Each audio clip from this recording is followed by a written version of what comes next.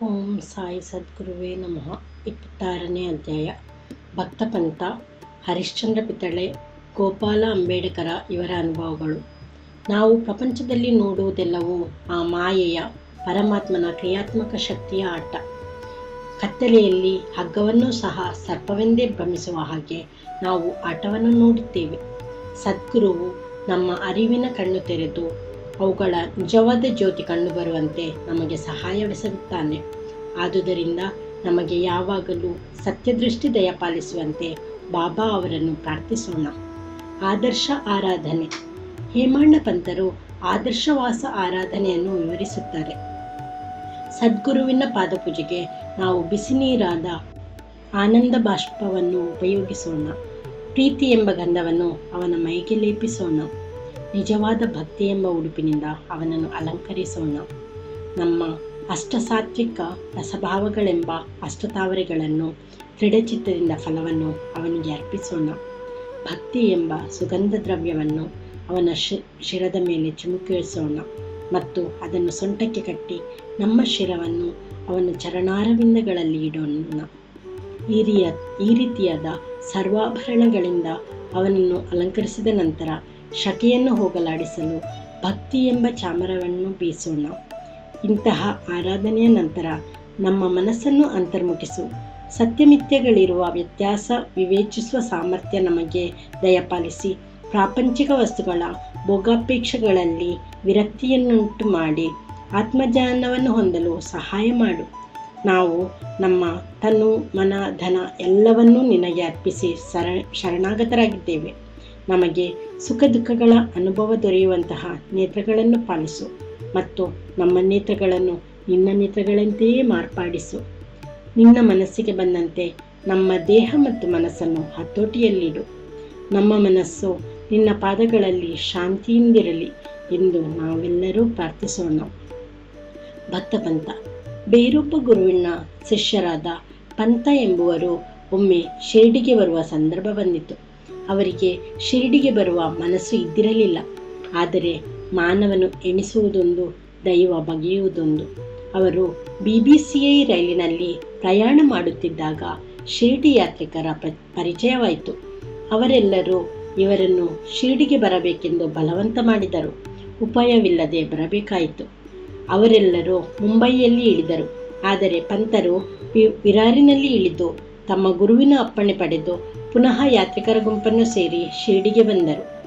ಮಾರನೆಯ ದಿನ ಮಸೀದಿಗೆ ಬಂದರು. ಬಾಬಾರವರ ಹತ್ತಿರ ನೆರೆದಿದ್ದ ಭಕ್ತರ ಸಮುದಾಯವನ್ನು ಕಂಡು ಎಲ್ಲರೂ ಆನಂದಿಸಿದರು. ಆದರೆ ಪಂತರು ಮಾತ್ರ ಮೈಮರೆತು ಮೂರ್ಛೆ ಹೋದರು. ಅವರನ್ನು ಮೂರ್ಛೆಯಿಂದ ಎಚ್ಚರಿಸಲು ಬಹಳ ಜನರು ಪ್ರಯತ್ನಪಟ್ಟರು.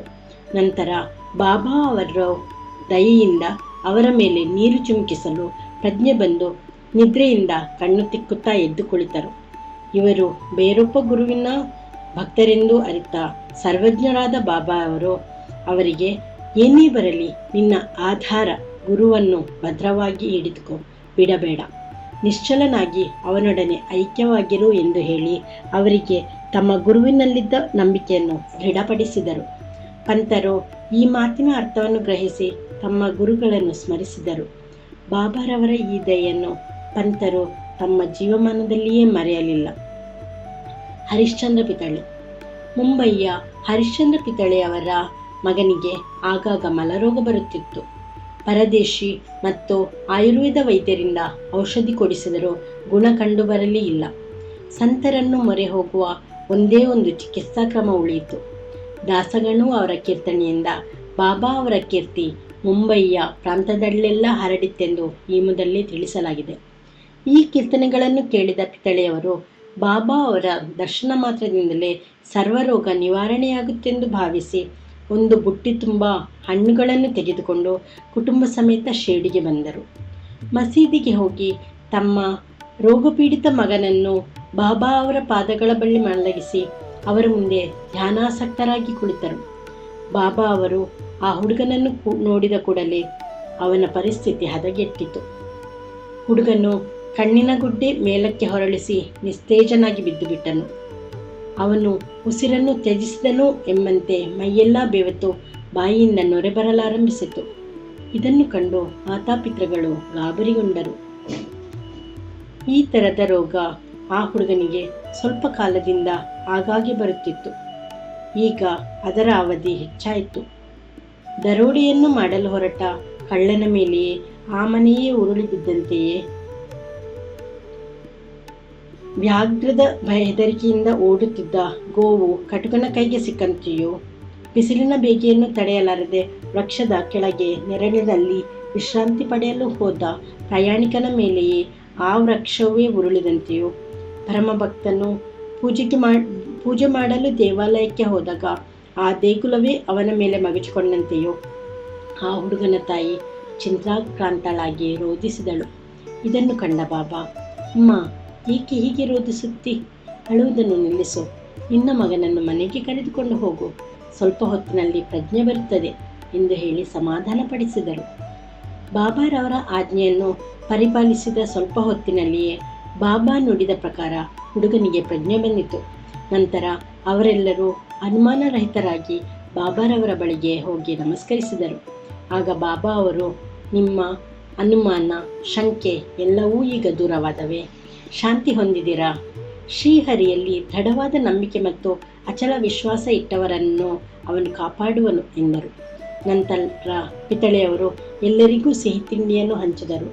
ಬಾಬಾ ಅವರಿಗೆ ಒಳ್ಳೆಯ ಫಲ, ಪುಷ್ಪ ಮತ್ತು ವೀಳ್ಯವನ್ನು ಭಕ್ತಿಪೂರ್ವಕವಾಗಿ ಅರ್ಪಿಸಿದರು. ಶ್ರೀಮತಿ ಪಿತಳೆಯವರು ಸಾತ್ವಿಕರಾಗಿ ದೇವರಲ್ಲಿ ಭಕ್ತಿ ಇಟ್ಟಿದ್ದರು. ಬಾಬಾ ಅವರನ್ನೇ ದಿಟ್ಟಿಸಿ ನೋಡುತ್ತಾ ಆನಂದ ಬಾಷ್ಪಗಳನ್ನು ಸುರಿಸುತ್ತಾ ಕಂಬಕ್ಕೆ ಒರಗಿ ಕುಳಿತಿದ್ದರು. ಇವರ ಅಪೂರ್ವ ಭಕ್ತಿ ವಾತ್ಸಲ್ಯಗಳಿಗೆ ಬಾಬಾ ಮನಸೋತರು. ಪರಮಾತ್ಮನ ಹಾಗೆ ಸಂತರೂ ಸಹ ಆರಾಧಿಸುವವರ ಅಧೀನರು. ಕೆಲವು ದಿನಗಳ ನಂತರ ಪಿತಳೆಯವರು ಕುಟುಂಬ ಸಮೇತ ಹಿಂದಿರುಗಲು ಮಸೀದಿಗೆ ಬಂದು ಬಾಬಾ ಅವರ ಅನುಮತಿ ಬೇಡಿದರು.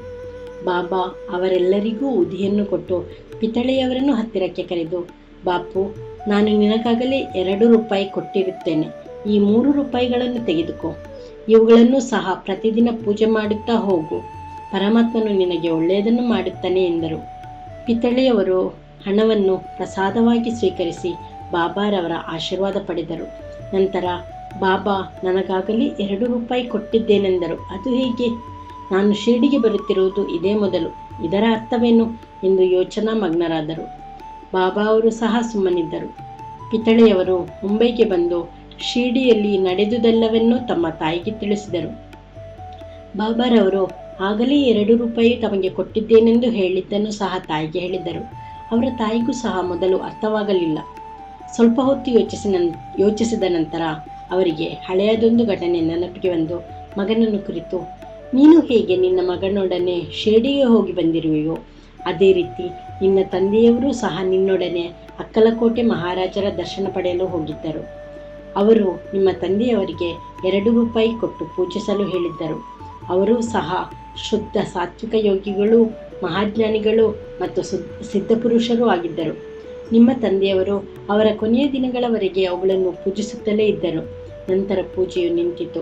ಕೆಲವು ಕಾಲದ ಮೇಲೆ ನಮಗೆ ಆ ರೂಪಾಯಿಗಳ ನೆನಪೇ ಬರಲಿಲ್ಲ. ಅಕ್ಕಲಕೋಟೆ ಮಹಾರಾಜರೇ ಬಾಬಾರವರ ರೂಪದಲ್ಲಿ ಅವತರಿಸಿ ನಿನ್ನ ಕರ್ತವ್ಯವನ್ನು ನಿನಗೆ ಜ್ಞಾಪಿಸಿರುತ್ತಾರೆ. ನೀನೇ ಅದೃಷ್ಟಶಾಲಿ. ಆದುದರಿಂದ ಇನ್ನು ಮುಂದೆ ನಿನ್ನ ಅನುಮಾನಗಳೆಲ್ಲವನ್ನೂ ತ್ಯಜಿಸು. ಒಳ್ಳೆಯ ನಡತೆ ಉಳ್ಳವನಾಗು. ಕುಲದೇವರನ್ನು ಮತ್ತು ರೂಪಾಯಿಗಳನ್ನು ಪೂಜಿಸುತ್ತಾ ನಡೆ. ಸಂತರ ಆಶೀರ್ವಾದವೇ ಶ್ರೇಷ್ಠವೆಂದು ಬಗೆದು ಸರಿಯಾದ ಜ್ಞಾನ ಮಾರ್ಗವನ್ನು ಅವಲಂಬಿಸು. ದಯಾಮಯರಾದ ಶ್ರೀ ಸಾಯಿ ಸಮರ್ಥರು ನಿನ್ನಲ್ಲಿ ಭಕ್ತಿಯನ್ನು ಪುನರುತ್ಥಾನ ಮಾಡಿರುತ್ತಾರೆ ಎಂದರು. ಮಾತೆಯ ನುಡಿಗಳನ್ನು ಕೇಳಿ ಪಿತಳೆಯವರು ಹರ್ಷಭರಿತರಾದರು. ಅಂಬೇಡ್ಕರ. ಗೋಪಾಲರಾವ ಅಂಬೇಡ್ಕರ ಎಂಬುವರು ಬಾಬಾರವರ ಭಕ್ತರಾಗಿದ್ದರು. ಅವರು ಠಾಣಾ ಜಿಲ್ಲೆಯಲ್ಲಿ ಅಬಕಾರಿ ಇಲಾಖೆಯಲ್ಲಿ 10 ವರ್ಷ ಕೆಲಸ ಮಾಡಿ ನಂತರ ಜವಾಹರ್ನಲ್ಲಿ ನೌಕರಿಯಿಂದ ನಿವೃತ್ತರಾದರು. ಬೇರೆ ಕೆಲಸ ಹುಡುಕಿ ವಿಫಲರಾಗಿದ್ದರು. ಅನೇಕ ತೊಂದರೆಗಳು ಮೇಲಿಂದ ಮೇಲೆ ಉಂಟಾಗಿದ್ದರಿಂದ ಅವರು ಬಹಳ ದುಃಖದಿಂದಿದ್ದರು. ಇದೇ ರೀತಿಯಲ್ಲಿ ಶಿರ್ಡಿಗೆ ಪ್ರತಿ ವರ್ಷವೂ ಬಂದು ಬಾಬಾ ಅವರಲ್ಲಿ ಮೊರೆ ಇಡುತ್ತಾ 7 ವರ್ಷಗಳನ್ನು ಕಳೆದರು. 1916ರಲ್ಲಿ ಪರಿಸ್ಥಿತಿ ತೀರಾ ಹದಗೆಟ್ಟಿದ್ದರಿಂದ ಅವರು ತಾಳ್ಮೆ ಮೀರಿ ಆತ್ಮಹತ್ಯೆ ಮಾಡಿಕೊಳ್ಳಲು ನಿರ್ಧರಿಸಿದರು. ಆದುದರಿಂದ ತಮ್ಮ ಪತ್ನಿಯೊಡನೆ ಶಿರ್ಡಿಗೆ ಬಂದು ಅಲ್ಲಿ 2 ದಿನಗಳನ್ನು ಕಳೆದರು. ಒಂದು ದಿನ ದೀಕ್ಷಿತ ವಾಡದ ಎದುರಿನಲ್ಲಿದ್ದ ಎತ್ತಿನ ಬಂಡಿನ ಮೇಲೆ ಕುಳಿತು ಬಾವಿಯಲ್ಲೂ ಬಿದ್ದು ಅಸ್ತು ನೀಗಬೇಕೆಂದು ನಿರ್ಧರಿಸಿದರು. ಅವರು ಮಾಡಲೆತ್ನಿಸಿದ್ದು ಒಂದು, ಆದರೆ ಬಾಬಾರವರ ಇಚ್ಛೆ ಇನ್ನೊಂದು. ಅಲ್ಲಿಂದ ಸ್ವಲ್ಪ ದೂರದಲ್ಲಿ ಇದ್ದ ಖಾನಾವಳಿ ಮಾಲೀಕರು, ಬಾಬಾರವರ ಭಕ್ತರೂ ಆದ ಸಗುಣಮೇರು ನಾಯಕರು ಹೊರಗೆ ಬಂದು ಏಕಾಂಗಿಯಾಗಿ ಕುಳಿತಿದ್ದ ಅಂಬೇಡ್ಕರ್ರನ್ನು ನೋಡಿ, ನೀವು ಅಕ್ಕಲಕೋಟೆ ಮಹಾರಾಜರ ಚರಿತ್ರೆಯನ್ನು ಓದಿದ್ದೀರಾ ಎಂದು ಕೇಳಲು ತಕ್ಷಣವೇ ಅವರಿಂದ ಆ ಪುಸ್ತಕವನ್ನು ಪಡೆದು ಓದಲು ಉಪಕ್ರಮಿಸಿದರು. ಹೀಗೆ ಆ ಪುಸ್ತಕ ಓದುತ್ತಿರುವಾಗ ದೇವಾನುಗ್ರಹವೋ ಎಂಬಂತೆ ಈ ಕೆಳಗಿನ ಉಪಕಥೆಯು ಅಲ್ಲಿ ಕಂಡಿತು. ಅಕ್ಕಲಕೋಟೆ ಮಹಾರಾಜರ ಭಕ್ತರಾದ ಒಬ್ಬರು ಗುಣವಾಗದೇ ಇದ್ದ ರೋಗರುಜಿನಗಳಿಂದ ಬೇಸರಗೊಂಡು ಒಂದು ದಿನ ರಾತ್ರಿ ಆತ್ಮಹತ್ಯೆ ಮಾಡಲು ನಿರ್ಧರಿಸಿದರು. ಆದುದರಿಂದ ಅವರು ಬಾವಿಯ ಬಳಿ ಬಂದರು. ಆಗ ಅಕ್ಕಲಕೋಟೆ ಮಹಾರಾಜರು ಅವರ ಸಮೀಪಕ್ಕೆ ಬಂದು, ಒಳ್ಳೆಯದೇ ಆಗಲಿ ಕೆಟ್ಟದೇ ಆಗಲಿ ನಿನ್ನ ಕರ್ಮದ ಫಲವನ್ನು ಅನುಭವಿಸಲೇಬೇಕು. ಅದನ್ನು ಅನುಭವಿಸಿ ಮುಗಿಸದೇ ಇದ್ದರೆ ಆತ್ಮಹತ್ಯೆಯಿಂದ ಏನೂ ಪ್ರಯೋಜನವಿಲ್ಲ. ಅದಕ್ಕೋಸ್ಕರ ಇನ್ನೊಂದು ಜನ್ಮ ತಾಳಿ ಅದನ್ನು ಮುಗಿಸಬೇಕಾದುದು ಅನಿವಾರ್ಯ. ಆತ್ಮಹತ್ಯೆ ಮಾಡಿಕೊಳ್ಳುವ ಬದಲು ಈ ಜನ್ಮದಲ್ಲಿಯೇ ಸ್ವಲ್ಪ ಕಾಲ ಪೂರ್ವಜನ್ಮದ ಕರ್ಮಫಲ ಅನುಭವಿಸಿ ವಿಮುಕ್ತನಾಗಬೇಕು ಎಂದು ಉಪದೇಶಿಸಿದರು. ಈ ಸಮಯೋಚಿತ ಕಥೆಯನ್ನು ಓದಿ ಅಂಬೇಡ್ಕರ್ ಅವರಿಗೆ ಆನಂದವಾಯಿತು, ಮನಸ್ಸು ಬದಲಾಯಿತು. ಬಾಬಾ ಅವರ ಈ ಸೂಚನೆ ಅವರಿಗೆ ದೊರೆಯದೇ ಹೋಗಿದ್ದರೆ ಅವರು ಈ ಪ್ರಪಂಚದಿಂದ ದೂರವಾಗಿರುತ್ತಿದ್ದರೋ ಏನೋ. ಬಾಬಾ ಅವರ ಅಂತರ್ಯಾತ್ಮಿತ್ವ, ದಯೆ ಇವುಗಳಿಂದ ಅವರಿಗೆ ಬಾಬಾ ಅವರಲ್ಲಿ ಭಕ್ತಿ ದೃಢವಾಯಿತು. ನಂತರ ಅವರು ಬಾಬಾ ಅವರ ಪರಮ ಭಕ್ತರಾದರು. ಅವರ ತಂದೆಯು ಅಕ್ಕಲಕೋಟೆ ಮಹಾರಾಜರ ಭಕ್ತರಾಗಿದ್ದರಿಂದ ಅವರು ಸಹ ತಮ್ಮ ಪೂರ್ವಜರ ಮೇಲ್ಪಂಕ್ತಿಯನ್ನು ಅನುಸರಿಸಬೇಕೆಂಬುದೇ ಬಾಬಾ ಅವರ ಆಶಯವಾಗಿತ್ತು. ಅನಂತರ ಜ್ಯೋತಿಷ್ಯವನ್ನು ಅಭ್ಯಾಸ ಮಾಡಿ ಅದರಲ್ಲಿ ಪಾಂಡಿತ್ಯ ಗಳಿಸಿ ಹಣವನ್ನು ಸಂಪಾದಿಸಿ ತಮ್ಮ ಜೀವಿತದ ಕೊನೆಯ ದಿನಗಳನ್ನು ಆನಂದದಿಂದ ಕಳೆದರು. ಓಂ ಶ್ರೀ ಸಾಯಿ ಪ್ರಣಾಮ್.